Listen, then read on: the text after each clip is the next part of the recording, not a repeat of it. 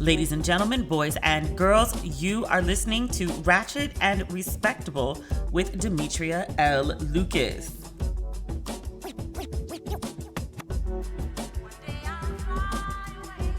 You guys, I'm so disappointed today. I bought these tickets to a Maxwell concert. It was supposed to be tomorrow in LA at the Forum, and I was so very excited. My friend is in town, and we got these last minute tickets, row 6, I think. I was really excited. Like, I have been a Maxwell fan for, I don't know, like 20 years, over 20 years. Freshman year of college, school had just started, and there was a concert at the Student Union. And it was this artist who had one song on the radio, and I liked the song, and I wanted to go see the artist, and I want to say tickets were $5. But I got caught up doing something else, didn't go to the show, totally forgot about it, and then realized it the next day when people were like, oh, it was a really good show. And I was like, oh, was it sold out? And they were like, no, it was half empty. And I was like, damn, I wish I had gone. And the artist was Maxwell. And then some other songs of his came out, and I was like, oh my God, I can't believe I missed the Maxwell concert. So I remember a few years later, I think I was living in London at the time, there was a show in New York, I want to say the day or two after I got back from London.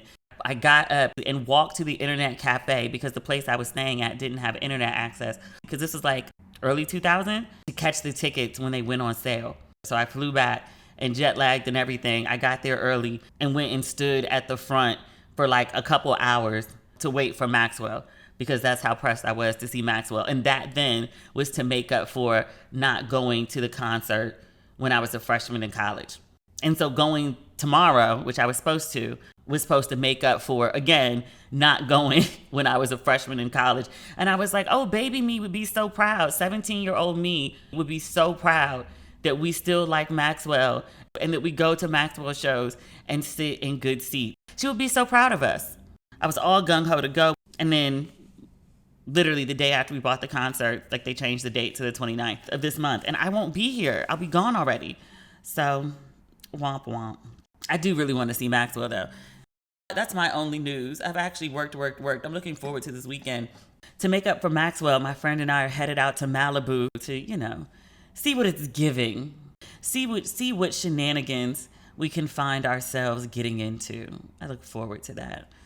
I'm so glad I held the podcast. I had a meeting earlier today, and I was like, well, I'll record the podcast in the morning, and then I'll edit it after the meeting. And something told me, hold off. So I'm glad I did, because two things happened. Essence just released its latest cover. It's Cardi and Offset and the kids. All of those babies are gorgeous. Now, I'm not the biggest Offset fan, but the man does make some beautiful babies. These kids are gorgeous. Cardi also has baked the same child twice. Her newest baby, her son, this is the first time we're seeing pictures of him today. He's on the Essence cover with the family. And then Cardi also posted some pictures of him on her page. He's gorgeous. He's a cutie pie. He looks exactly like Culture. They're total twinsies. And I'm like, oh, you made the same baby twice. Beautiful baby. Cute little boy. But yeah, this is a really cute cover. Offset's oldest daughter, I don't know her name. In this Essence cover, she's sitting directly in the center. Gorgeous child. Have we seen her before? But you could just see the behind the scenes videos. She is all eyes, face, and personality for days. Give us more. She is adorable. Most people are loving the cover. These some really cute ass kids. And they all have the same face. Offset's genes are strong, which I'm not mad at. He's not a bad looking man. There was something else I was going to say. Kids, Cardi. Oh, I knew this was coming. I knew who was on the cover a while ago. We do this every time. Half the people, I wouldn't say all the people, half the people do this every time there's a conversation about Cardi in any sort of black space or doing something that only the blacks are allowed to do. Y'all know Cardi's black, right? She's black. She's a black Latina. She's black. Black Latina is still black. American black ain't the only way to be black. You're not more black because you're black American. Black Latina is still authentically black. It's now off-brand black. It's black speaking Spanish. It's still black. There's not one place to be black in. Just FYI. The other news that came through, and it's not news. I think that's important to say. It's not news. It's alleged. It's a rumor. But there's a huge trending topic right now. It's Rihanna and ASAP. The rumor, I think it's important to repeat, is that they've broken up because he cheated on her with a woman who designs Fenty shoes for Rihanna. Again, rumor, alleged. At this time that I'm recording, 6:17 on Thursday evening, PST. So at this time, Rihanna and Rocky have said absolutely nothing about it. Rocky, for obvious reasons, is being dragged. Or maybe not obvious reasons, because it's just a rumor, but he's being dragged nonetheless. People have found the name of the shoe designer, and they have gone to her page, and they are dragging the whole fuck out this woman, as you can imagine. I think this might be worse than Beyonce talking about Becky with the good hair. I hope it's not true. I said this online, and I was like, I have more faith in ASAP than that. I don't know why, and maybe I shouldn't. And, you know, I've talked about on here, I was like, I'm not the biggest ASAP fan. Like, I think I said that. Did I keep that in? I say a bunch of things and then go back and edit it. I think I kept in the part where I was like, I'm no ASAP fan, and her and ASAP, I don't get it. But again, it's not my life. It's not my man. It works for you. Do you, sis? And I hope it works out for them because, you know, a child is being brought into this world. It is in everybody's best interest that their relationship works. I just like to think he had better sense than that. My friend was joking with it. She was like, where you get all this optimism from? And I was like, what you mean? And so she was like, and she's like married with 2 kids and she likes her husband. She was like, if his dick works, you can't really trust that he'll be faithful. I was like, how you going to say that as a married woman? And she was like, I don't think he's cheating, but do I think he's capable of it? Absolutely. Okay. And she was like, you got a lot of faith in ASAP and ASAP Rocky. You going to put faith in ASAP? And I was like, you know, Rihanna is the come up of all come ups for him. ASAP gets publicity and he does like GQ covers and shit, but like name an ASAP song other than fucking Problems. I'll wait. He was going into places he was never going to go, sans Rihanna. I can't see him fucking that up. But even when I said it online, people were like, he's a man. Men will embarrass you. Like, you have more faith in men than men have in themselves. It's like, City Boy's down bad if this is true. Down bad. I don't know if they can recover from that. I hope it's not true. I really hope it's not true. I know I don't have the highest opinion of ASAP. And still, I hope it's not true. That's just a mess. Do that nice pregnant lady like that. Like, sir, you got one job here. All you got to do is not fuck up publicly and look nice while you hold the baby. That's all you got to do to take your career from the level that it is and to the level that you've always dreamed it could be. The world is your oyster. He ain't really got to do anything. He just got to not fuck up. That's it. Donald Trump gave you a second chance in life, got your black ass out that jail in Sweden for you to come back, figure it out with Rihanna, impregnate Rihanna, and you gonna fuck that up? I like to think the boy got more sense than that. I like to think so.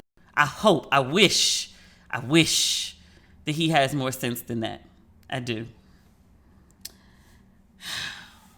This week's news is weird. We have some good black news. Alfie, do you watch Emily in Paris? It's by the same creator as Sex and the City. It has a very similar pace and tone. I like it. On the second season, there is this very gorgeous British guy, British banker, and his name is Alfie. And at the end of season 2, it's like, well, what's going to happen with Alfie? His name in real life is Lucien Laviscount. And he's been picked up as a series regular for season 3 of Emily in Paris. So that means more sexy British black guy, which I cannot wait. He's really gorgeous.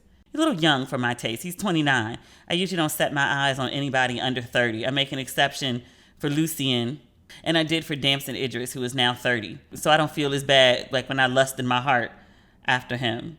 I guess that's it for like good black news. Not that Rihanna ASAP part was good. Oh, I guess we need to talk about Rihanna on the cover of Vogue. I don't know, this rumor just kind of puts like a damper on that whole thing. But I had this whole part that I wanted to talk about the history of pregnancy portraiture for Vogue as photographed by Annie Leibovitz. Rihanna is on the cover of the latest issue of Vogue. The tagline is, "Oh baby, Rihanna's +1." And she is on the cover, very, very pregnant, in red lace. A red lace strapless jumpsuit with over-the-elbow gloves. And also red heels. She looks really pretty. She's all bump and boobs. And it's a good article too. The images are absolutely stunning. They're very melancholy, to use a Love Jones word. She's not smiling in any of them. She doesn't look unhappy. She just looks very determined, intentional. I really don't know how to describe the lighting of these portraits, but they're very, very beautiful. There's one, she's in this like gown. It looks like white latex. It's absolutely gorgeous. And she's absolutely gorgeous. And it's a good article. I hate when there's like a bunch of like really gorgeous pictures and then the article is trash. Like I see a good article and I'm like, ooh, what they talking about? And then I go to read it and I'm like, what is this? Okay. And obviously I'm not going to read the whole thing. I'm just going to pull out a couple quotes that I really enjoyed.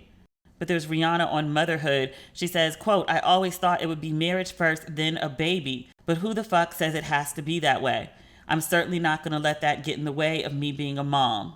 She says the baby was not planned. They were just kind of having fun. She also says she hasn't bought like one single thing for the baby. And I'm like, ma'am, because I'm looking at this Vogue cover and I was like, you know, you're looking a good 8 months to me, sis. Like you might want to, you know, purchase some things for the baby. She says, quote, I'm so behind on everything. I haven't bought anything yet. Not even a onesie. Nope. Some toys for the crib. Nope. She insists to the writer, quote, you're not hearing me. Not a single thing. She emphasizes each word with a hand clap. Ma'am. She says ASAP has ideas for the nursery, although Rihanna's not sure they'll get much use of it. She imagines the child will sleep in their bedroom, at least in the beginning. She also doesn't have plans for a baby shower, at least not a traditional one. She says no brunch, no blush tones, no animal shaped nothing. She says, personally, I want a party. I want everyone to be plastered and crawling out, and it's got to be co-ed. Don't put me in no wicker chair somewhere with gifts at my feet where everyone is staring at me. She's also refusing to do a gender reveal. She says, I asked my doctor, is something wrong with me for not wanting this? Because people keep asking me, am I a bad mom? When we're ready to tell the world, we'll just tell them. I saw there were pictures of her shopping in Target and people made a big deal. I think she was like getting dresses or something like that. And I was like, she could be buying clothes for her kid, or she also could be going to a baby shower or buying clothes for someone else's kid. Of her long-awaited record.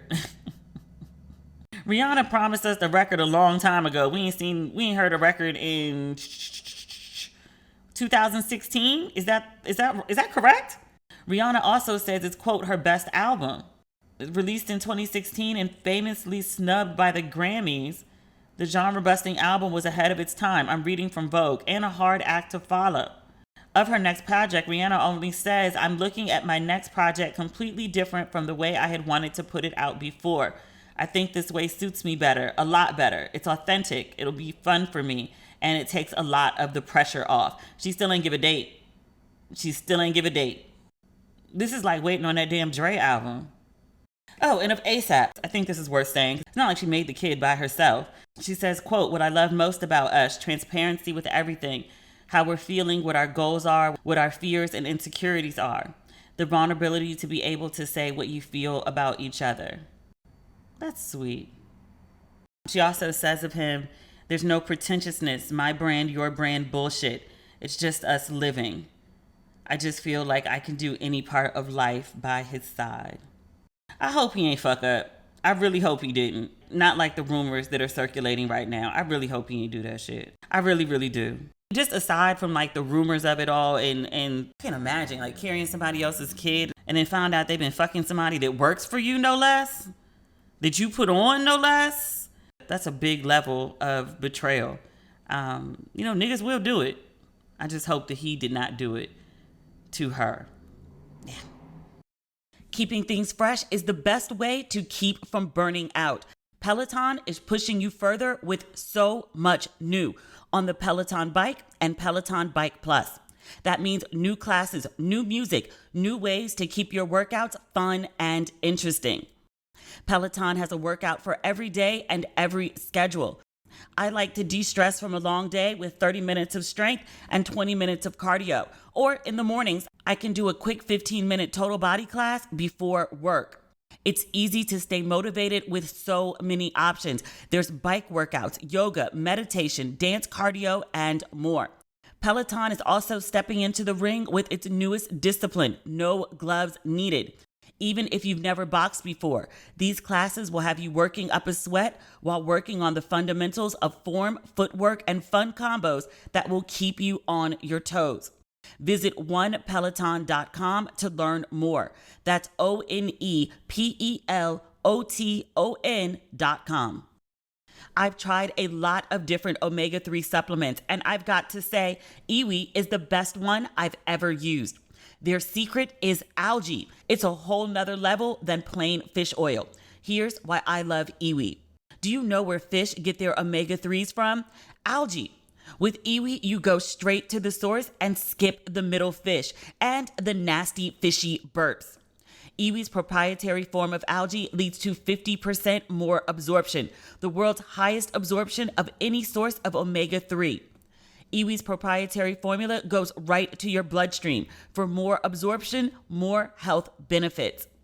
In a clinical study, Iwi cholesterol helped reduce bad VLDL cholesterol by 25% on average in just 3 months. No matter how old or young you are, you can reap the benefits of Iwi. If you're all about that healthy lifestyle, then adding Iwi to your self-care supplements is a must to support your heart, brain, vision, and overall wellness. And all of Iwi's products are plant-based, sustainably sourced, and farmed in the U.S. I love taking Iwi. I feel so much better, and I even like the taste. It's never too late or too early to start taking Iwi. Go to iwilife.com/ratchet and use code RATCHET to save 30% on your first purchase of any Iwi product. Take advantage of this limited time offer today. iwilife.com/ratchet. Code RATCHET for 30% off your first purchase. iwilife.com/ratchet. Code RATCHET. These statements have not been evaluated by the Food and Drug Administration. This product is not intended to diagnose, treat, cure, or prevent any disease. In other news, which kind of crazy, Thandie Newton. Isn't that sad? I say this woman's name and then I immediately start laughing. She did it to herself, though. She did it to herself with that whole, what did she say? I'm sorry to dark-skinned black women because I get chosen and you don't. Ma'am. But she was supposed to be in this Magic Mike sequel. I think the first two grossed like $300 million. I don't know Magic Mike anything, but apparently Channing Tatum is producing it and starring in it and making a shit ton of money in it. And Page Six alleges that Thandie Newton and Magic Mike, i.e. Channing Tatum, got into a huge fight on set, and Thandie was fired, and she's going to be replaced by Selma Hayek. Now here's where the shit gets crazy. Allegedly, and I need to say this up front too, Thandie has denied Page Six's account of what happened.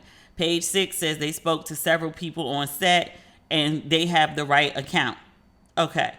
Allegedly, Channing Tatum and Thandie Newton got into a heated argument over Will Smith slapping Chris Rock at the Oscars. I can see it.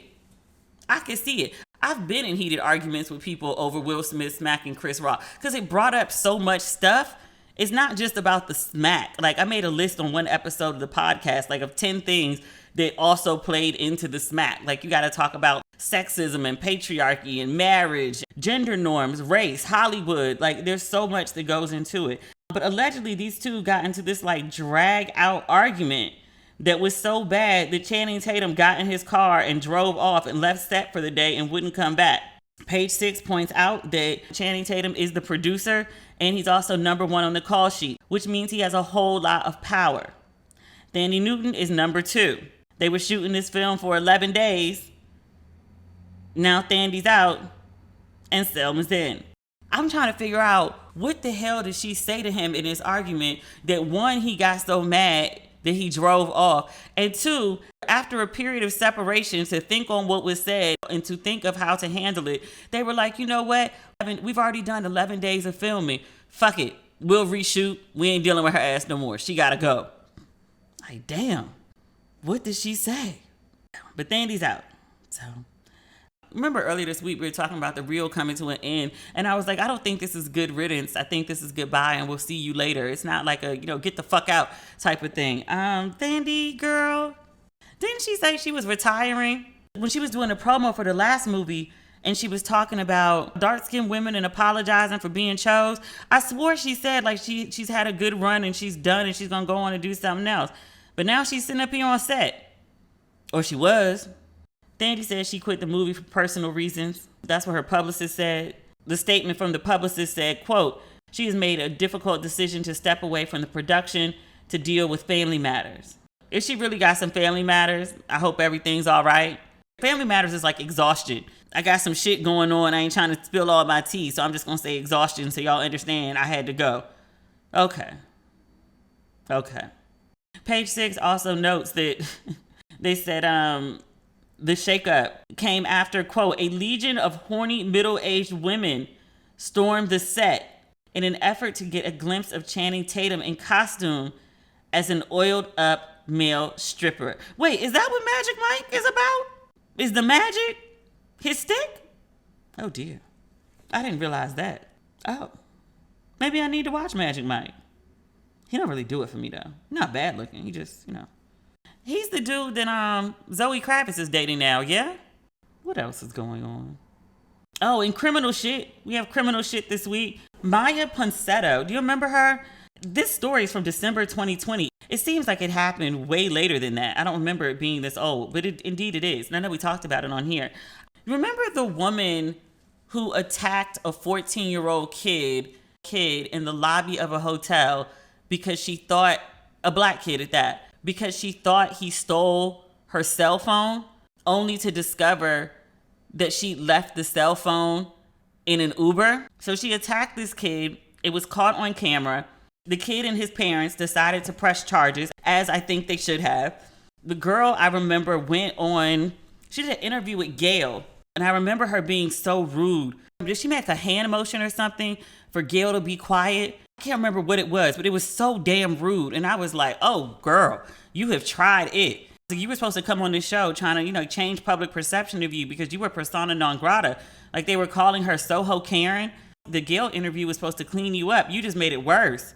But she has pled guilty to unlawful imprisonment in the second degree as a hate crime. And this is according to the Manhattan District Attorney. And under the conditions for her plea deal, she will be required to continue counseling, avoid interaction with the criminal justice system, and follow the terms of her probation from a separate California case. The DA says if she maintains these conditions for 2 years, she will be allowed to replead to aggravated harassment in the second degree, a Class A misdemeanor. If she fails to abide by the terms, she could spend 1 1/3 to 4 years in state prison. Is that fair? I don't know. I just think as a grown-ass woman who jumped on a child, assaulted a child, I understand that she took a plea deal, but she don't get no time in prison for jumping on a kid. I mean, she didn't hurt the kid physically, but I was like, that's some traumatic shit. Did y'all think that's fair? I mean, nothing? No time served for jumping on a child? Cuba Gooding Jr., these allegations are from forever and a day ago. They pushed this case as long as they could. I guess they thought it would go away and people would just get sick of it and just be like, bye. Not so much. I'm reading now on Variety. It says Cuba Gooding Jr. pled guilty to 1 count of forcible touching in a criminal case that accused him of violating 3 different women at Manhattan nightclubs in 2018 and 2019. As part of his plea deal, Gooding avoids jail time and must continue his alcohol and behavior counseling, which he began in 2019, for 6 more months without any arrest. If he complies, then the conviction will be reduced to a violation, which is not a crime. Variety reports Gooding was arrested in June 2019. I vaguely remember this story. After an incident at a Manhattan club, a 29-year-old woman told police that Gooding squeezed her breast without her consent. After that incident, 2 more women came forward with accusations of inappropriate touching. One woman, who was a server at Tao, alleged that Gooding pinched her buttocks. Another woman claimed that he forcibly touched her inappropriately at a nightclub. On Wednesday, he admitted to subjecting the women to non-consensual physical contact. Variety also notes that Gooding previously pled not guilty to 6 other misdemeanor charges and denied other accusations. They also note that in total, more than 20 women have come forward to accuse Gooding of groping or forcibly kissing them in incidents dating back to decades, and they're citing their source as the New York Times. They also note that in August 2020, Gooding was accused in a lawsuit of raping a woman in 2013. The woman alleged that she was raped by Gooding in a New York City hotel room. He's also denied those accusations.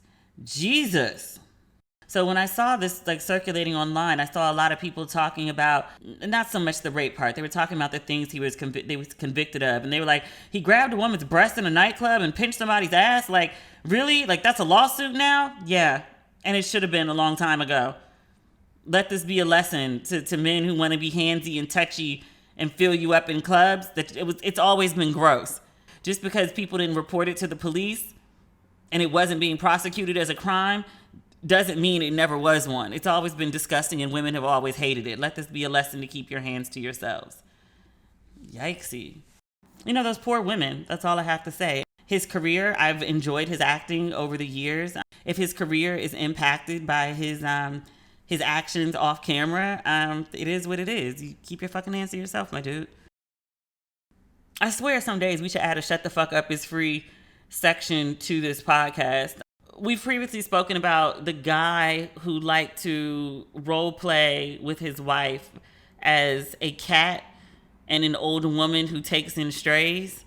Married, consenting adults. What I say last week, the marriage bed is undefiled. I'm not going to judge your kink, but I also kind of think like that's some shit you really could have kept to yourself. I know everybody wants to be like, keep it 100, keep it real.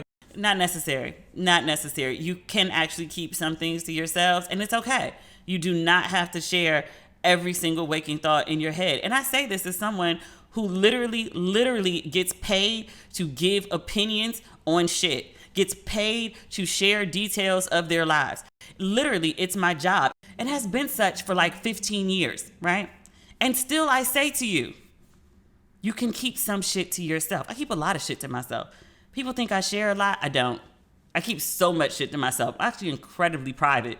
But one of the people that cannot keep things to themselves, who has no boundaries for TMI, I'm not talking about Maino. Because of Maino, this story was overlooked. We'll talk about Trick Daddy. I'm reading this on Double XL. I'm glad they're still around. I used to write for them way back in the day. Trick Daddy. He went on The Breakfast Club, and DJ Envy and our friend Angela, we like Angela here, and our friend Charlamagne, we like Charlamagne here. We're having a conversation about Will Smith's delayed reaction to Chris Rock's joke, because people are still talking about that damn slap. So Charlamagne asked Trick, he said, have you ever had a delayed reaction to something? And I think in Charlamagne's head, he was probably thinking, has anyone ever insulted you and it took you a minute to register the insult? Maybe someone's propositioned you and it took a minute for you to register, that you were being propositioned. I think he meant something along those lines.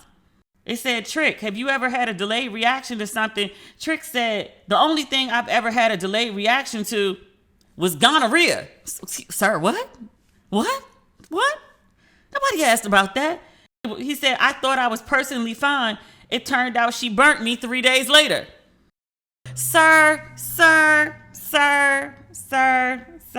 This is not where the story was supposed to go. It's not where the story was supposed to go. No. Like, he's just talking about gonorrhea so freely. And a lot of people do have it. I mean, this STD has been around forever because people keep passing it around to one another. It is curable, thankfully. But still, I was like, I didn't expect you to tell us about your gonorrhea, sir. Let's see if we can just get the early part of the clip. Sir. You ever had a late reaction to something and then reacted violently? I don't think the late reaction I had one time was gonorrhea. I thought I was personally fine, and I found out she burnt me 3 days later. What? That's the only late reaction I ever had. But I react right at the moment. Now back up for a second to this gonorrhea thing. She heard gonorrhea. Back up. It takes 3 days for you to puss up. Did you know who it was immediately? No. No, but I had a deal because I had two girls. Well, I had one girl, then I had this other dude girl, but it was funny. People still fucking Trick Daddy? You were thinking it too. You were thinking it too. I'm just saying. Maino. Do people know who Maino is? He's a popular New York rapper. I don't know if he's really well known outside of New York. I can't name nary a Maino song. I just know for whatever reason who Maino is. I'm also reading this story on XXL. So Maino was on Angela Yee's show. She has a podcast. And were they asking about sexual fantasies? I don't remember how the conversation came up. Let me read. This is also on XXL. Let me read the story. We're going to play the clip too, because I could read it to you, but it's not going to be nearly as what the fuck if you hear it come out of his very own mouth. They said Angela and Maino were talking about participating in certain proclivities within the bedroom. And they said a light bulb went off in Maino's head.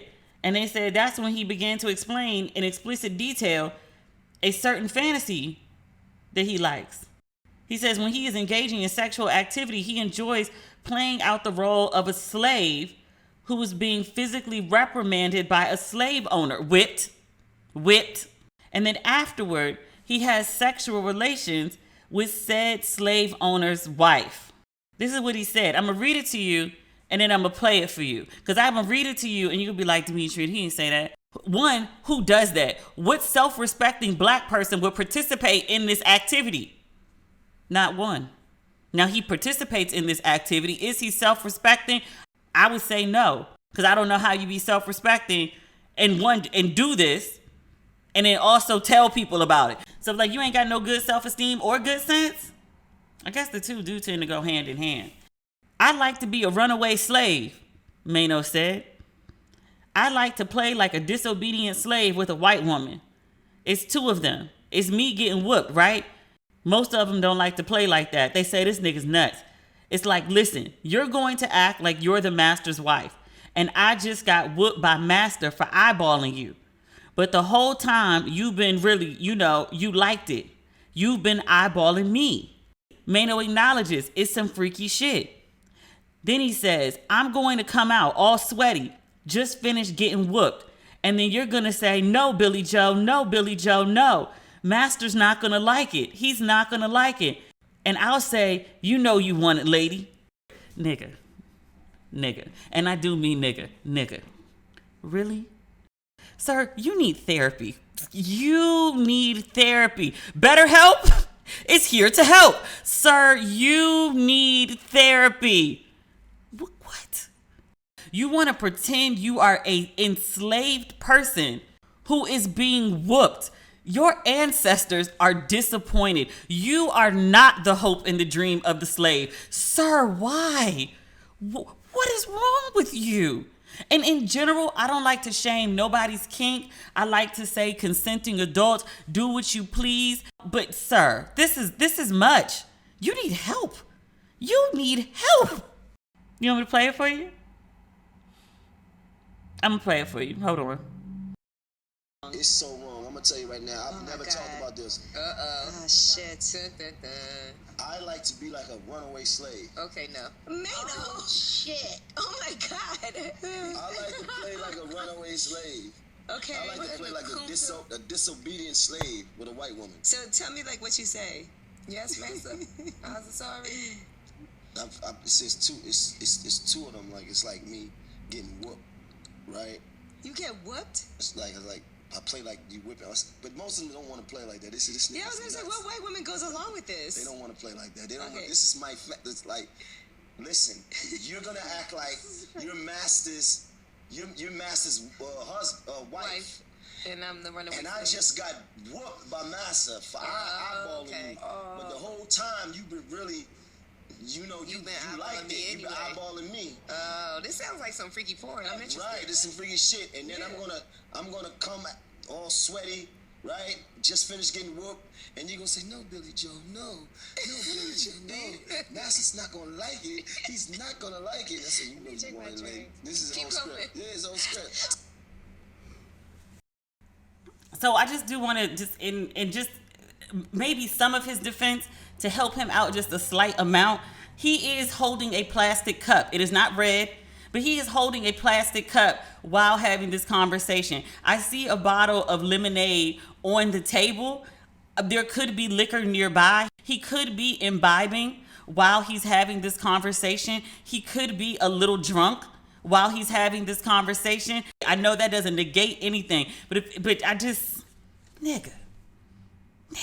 About getting beat by a white man and a white woman soothing your loins afterward. Sir, as expected, the internet has clowned the whole fuck out of him, including his dear friend Jim Jones. After the interview, Jim Jones posted a video. It's so stupid. After this video hit and everyone started clowning Maino, Jim Jones put up a video of himself and Maino sitting in the car together, and Jim was laughing at him. And the caption of the video said, "This is my friend Django. You might know him as Maino." What he was trying to say was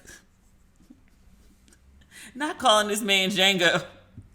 That's an insult to Django. Django got free. Django was enslaved, but Django got free. He wasn't down with them white chicks. Django went on a mission to save his black wife and killed a bunch of people and burnt that plantation house down to the fucking ground. Don't put Maino with Django. It's not the same. One of these things is not like the other. One of them is a hero. The other one is a sick fuck who wants to be beat by a white man. If dysfunction was a person, sir. And I just want to be also clear, we all have our dysfunctions. Everybody got a little something they like to do that's a little off of center. It's okay to keep them to yourselves. I tell people all the time, shut the fuck up is free. Shut the fuck up is free. Shut the fuck up is free. I wish I had the shirts. People kept saying it in the comments yesterday, and I was like, I don't have them. They're not in stock. I actually hadn't planned to restock them. And they were like, that's not a good idea. That's not your best. Do you call Latham? Latham has good ideas. Talk to Latham. Sir, why did he tell us this? I'm like, does he realize that like he can never have another beef with like another rapper, right? Does he realize he can't say anything remotely inappropriate to anyone else? Because the first thing they could be doing is like, if you don't get your slave ass out of here, you don't want Master to beat you. You have set yourself up. You have made a forced error. Do you not know how the internet works? Like if you ever misstep ever again, like when this dragging comes to a close, and it's going to be a while, you understand you can never misstep again without people calling you a slave. You understand that, right? Every thought does not need to be shared. It's okay to have inside thoughts. People ask my opinions on stuff sometimes, and I'd be like, you know what? I have no public opinion on that. They're like, really, Demetria? I don't. Do I have an opinion on it? Yes. Do I have an opinion for the group chat? Absolutely. Do I have an opinion for the public? No. It's okay to just sit there and eat your food and let people talk sometimes. Like, Maino, do you have any sexual proclivities? I don't. You ain't got to put all your business in the street. People ask you whatever they want. You do not have to answer. And you can answer 99 questions. You don't have to answer the 100th one. You can set your boundaries wherever you feel like answering them.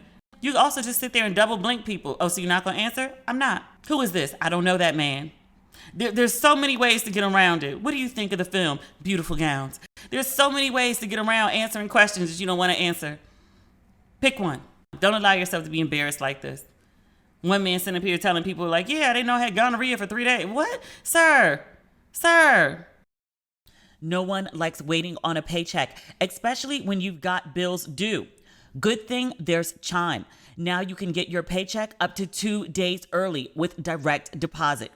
That's up to 2 more days to save, pay bills, and generally just feel good about your money situation. But Chime is more than just about getting paid early. What I love is that it's also an award-winning mobile app, checking account, debit card, and optional savings account. So, what are you waiting for? Hopefully not your paycheck. Applying for a free account takes less than 2 minutes. Get started at chime.com/ratchet. That's chime.com/ratchet.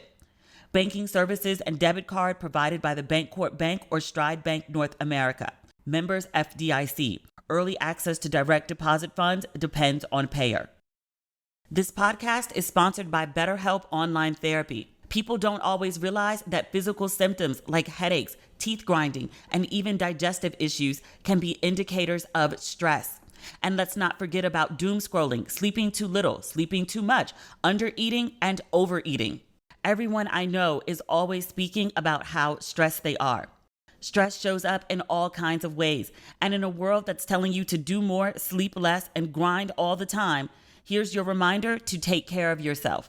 Do less and maybe try some therapy. Therapy is an excellent option for anyone dealing with stress. BetterHelp is customized online therapy that offers video, phone, and even live chat sessions with your therapist. And I love this part. So you don't have to see anyone on camera if you don't want to. It's much more affordable than in-person therapy. Give it a try and see if online therapy can help lower your stress. This podcast is sponsored by BetterHelp, and Ratchet and Respectable listeners get 10% off their first month at betterhelp.com/ratchet. That's BetterHelp.com/ratchet. These days, it feels like every show I watch is a copy of something else. You can almost quote the next line before they say it. That doesn't happen when I watch Acorn TV, the best place to get shows from Britain, Ireland, Australia, and beyond.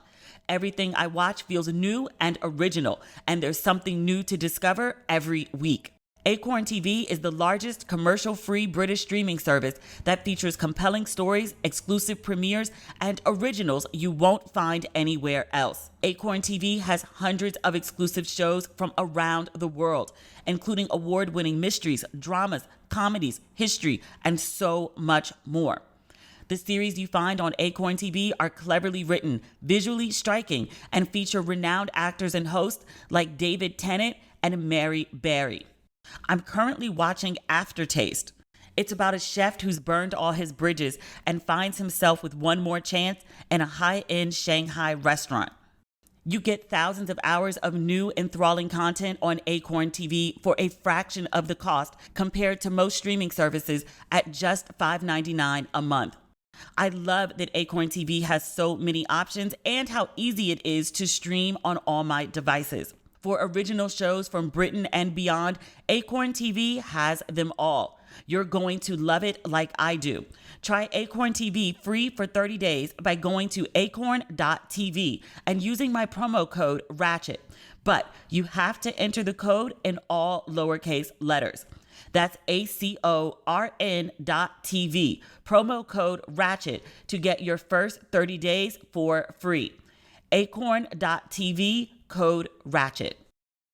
Last but not least, have you been following this story about, I don't know what the best way to call it is, trap feminism, trap theology? There is a woman, a black woman, her name is Cecily Bowen, and she wrote this book called Bad Fat Black Girl.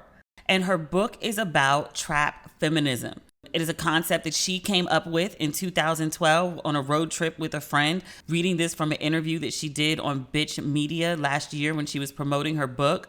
But she said she was on a road trip with her friend in 2012. They were listening to music and they were discussing their relationship with trap music and men's glorification of hustling and the necessity of trap feminism to make space for women who also be in the trap. So she defines trap feminism this way, and this is a quote. She says, trap feminism says that black girls who have ever rocked bamboo earrings, dookie braids, baby fat, lace fronts, or those who have worked as hoes, scammers, call center reps at daycares and retail, and those who sell waist trainers and mink lashes on Instagram are all worth the same dignity and respect we give Michelle Obama and Beyonce. Agreed. So she wrote this book. It came out in October. This is the first that I'm hearing of it today. It just didn't hit my radar. I don't know how, but it's hit it today. And the reason it's hit it today is because there is a popular book that was circulating.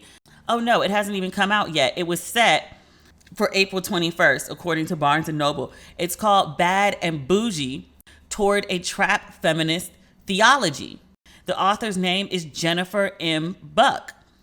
Jennifer M. Buck is a white chick. She is the associate professor of practical theology at Azusa, Azusa Pacific University. She has a PhD in philosophy of religion and theology from Claremont Graduate University and a master's in divinity from Fuller Theological Seminary. She's written a previous book and she has, quote, this is according to her bio, multiple forthcoming books. One of them is about Quakers, holiness, and everyday life. And there's another book about the intersection of fashion and theology. Now, if you saw this picture of Jennifer, you would be very, very shocked. She's not like an Eminem type white person that grew up in Detroit next door to everybody. And it was just like, oh, that's the white boy on the block, where they just they white, but they grew up in black culture. That's not her. This is a lily white chick. She look Quaker. And I ain't got nothing against the Quakers. That said, this woman looks like plain vanilla. You would never have any guess that she'd had any interaction with black folks other than to write this book about specifically trap feminist theology. I was like, you got to be a certain kind of black to even understand trap feminist theology. That's not even just like every black person gets it. You got to be real specific with that. And I was like, how does white woman think she know anything about the trap?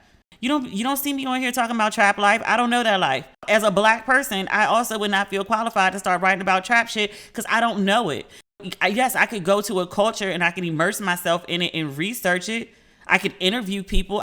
I could ask them their stories. I could ask them if they would allow me to tell their stories or share their stories, something like that. But that doesn't seem to be what Jennifer M. Buck did. Jennifer M. Buck, I don't know where she got her information from, because looking at the overview of her book, there's no breakdown of how she got this information, women she spoke to. It's just her talking about the trap, and then she threw a black girl on the cover to throw people off. Ma'am. Let's read the overview. It says, the book engages with the overlap of black experience, lowercase b, notable, the overlap of black experience, hip-hop music, ethics, and feminism to focus on a subsection known as trap feminism and construct a trap feminist theology. Now, when our friend Cecily Bowen laid out what trap theology was, I was like, oh, okay, I know exactly who you're talking about, and I know exactly who you're talking to. I don't understand what engages with the overlap of black experience, hip-hop ethics, hip-hop music, ethics, and feminism. Huh? Let's continue.